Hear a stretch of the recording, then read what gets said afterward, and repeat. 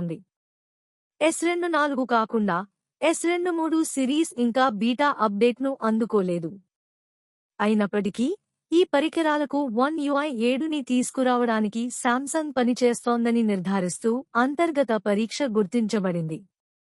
మునుపటి నమూనాల ఆధారంగా S23 లైనప్ కోసం స్థిరమైన నవీకరణ మార్చి చివరిలో లేదా ఏప్రిల్ 2025 ప్రారంభంలో ఆశించబడుతుంది. S23 స్థిరమైన రోలవుట్కు ముందు బీటా ప్రోగ్రామ్ను పొందుతుందా లేదా అనేది శాంసంగ్ ధృవీకరించలేదు. అయితే కంపెనీ దానిని పూర్తిగా దాటవేసే అవకాశం ఉంది.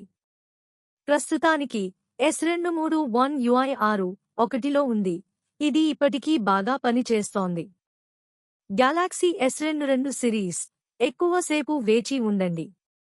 గెలాక్సీ S22 సిరీస్ శాంసంగ్ యొక్క 4 సంవత్సరాల సాఫ్ట్వేర్ మద్దతు విధానానికి ధన్యవాదాలు One UI 7ని స్వీకరించినట్లు నిర్ధారించబడింది.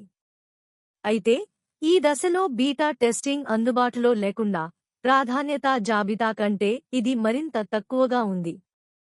అప్డేట్ ప్రోగ్రెస్లో ఉందని అంతర్గత పరీక్ష సూచిస్తుంది. అయితే S22 వినియోగదారులు స్థిరమైన వెర్షన్ను స్వీకరించడానికి ఏప్రిల్ లేదా మే 2025 వరకు వేచి ఉండాల్సి ఉంటుంది. Galaxy S21 series the last in line. S21 series కూడా One UI 7ని అందుకుంటుంది. అయితే ఇది దాని చివరి ప్రధాన సాఫ్ట్వేర్ అప్డేట్ అవుతుంది. అంతర్గత పరీక్ష ప్రారంభమైంది, కానీ బీటా ప్రోగ్రామ్కు సంకేతం లేదు. Q2 2025లో స్థిరమైన విడుదల ఏప్రిల్ లేదా మేలో జరిగే అవకాశం ఉంది.